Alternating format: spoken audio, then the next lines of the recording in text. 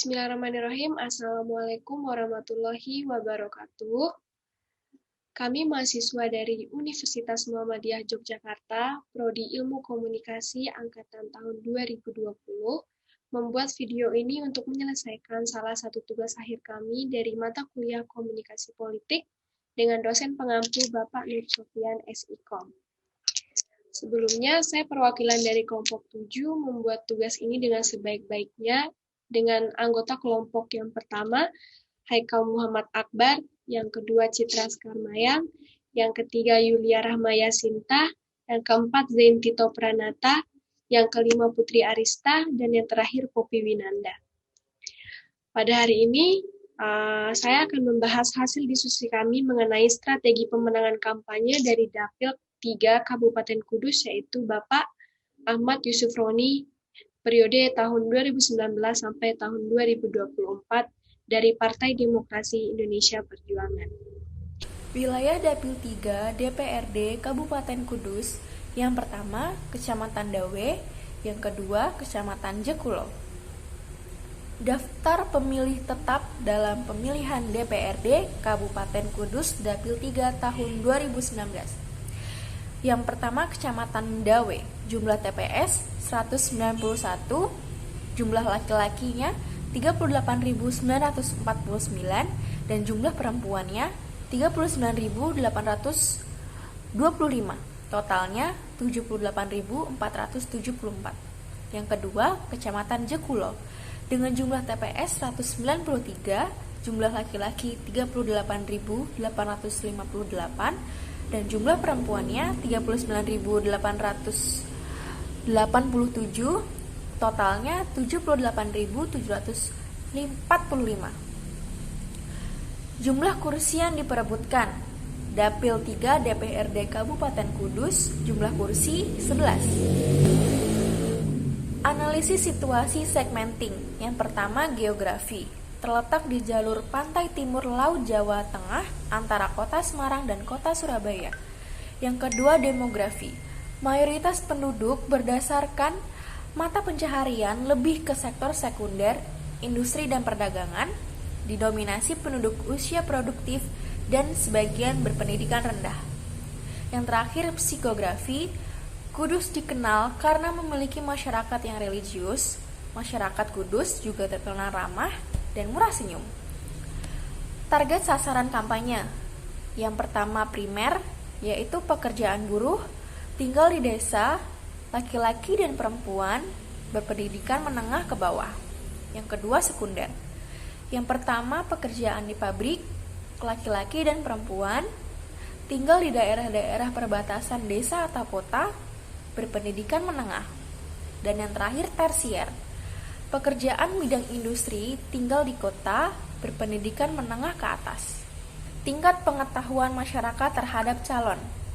Yang pertama Kecamatan Dawe, tingkat elektabilitas calon 53%. Yang kedua Kecamatan Jekulo, yaitu 47%. Zona objektif, identifikasi problem. Caleg lebih mengutamakan perolehan suara dari masyarakat yang religius, sehingga kemungkinan tidak menarik masyarakat yang kurang religius.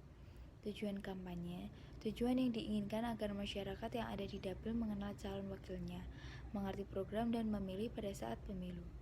Persoalan kampanye, sosialisasi melalui media massa tidak terlalu dilirik masyarakat, sehingga lebih banyak budget yang dikeluarkan untuk event sosialisasi secara langsung.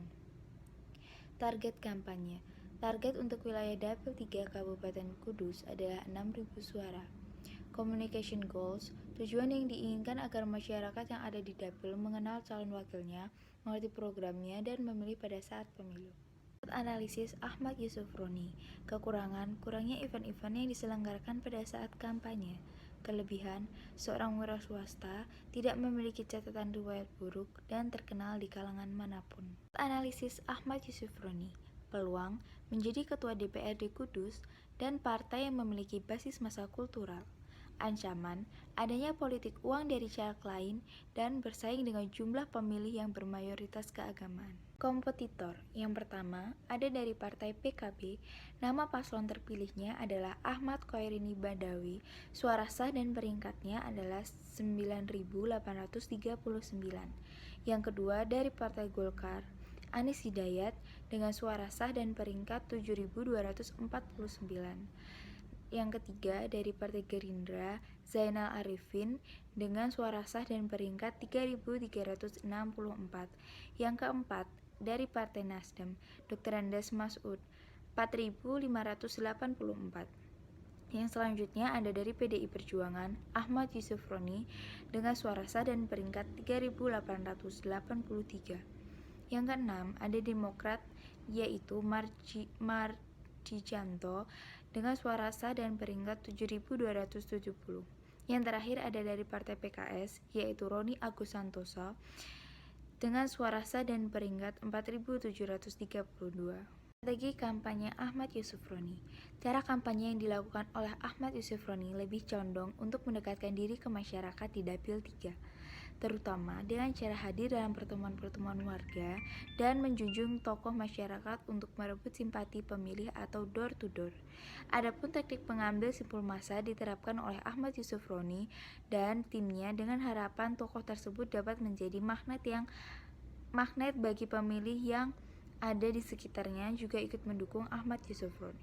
Di sini saya akan menjelaskan strategi kampanye Bapak Ahmad Yusuf Roni melalui iklan, yaitu ada dua macam. Yang pertama ada soft campaign, yang kedua ada hard campaign.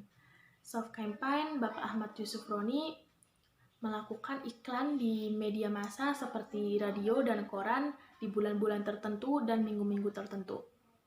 Dan yang kedua masih di soft campaign, yaitu melalui alat peraga kampanye seperti kaos yang sering kita lihat terutama digunakan oleh tim suksesnya dan dibagikan kepada masyarakat. Dan ada poster dan banner yang sering kita lihat juga di lingkungan sekitar kita.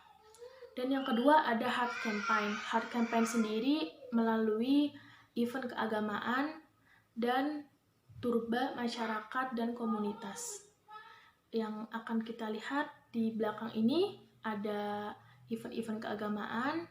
Bisa kita lihat Bapak Ahmad Yusuf Roni melakukan banyak event keagamaan. Dan juga di belakang saya ada turba ke masyarakat dan komunitas yang ada di Dapil 3 Kabupaten Kudus. Baik, berikutnya yaitu mengenai budgeting dalam strategi kampanye yang dilakukan oleh Saudara Ahmad Yusuf Roni. Yang pertama, dalam sosialisasi media cetak, yaitu koran lokal, total biayanya sekitar Rp19.240.000.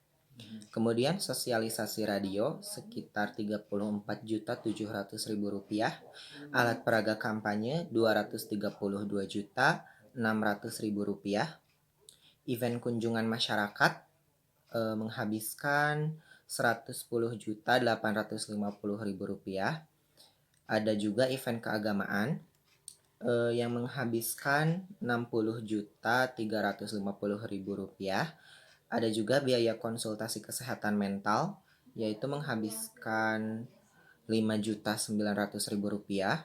Biaya konsultan, yaitu 25% dari total biaya, yaitu Rp92.730.000. Dan terakhir ada biaya inflasi, yaitu 2% dari total biaya, sekitar Rp11.590.000.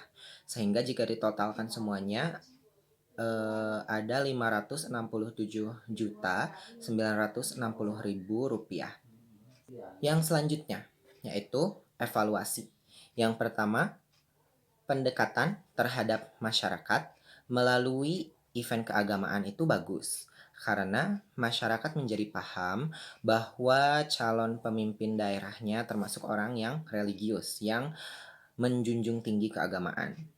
Nah, yang kedua, pendapat dari masyarakat ini sangatlah penting karena setelah diadakan event tersebut, pendapat dari masyarakat itu bisa untuk memperbaiki kekurangan-kekurangan dari kampanye tersebut.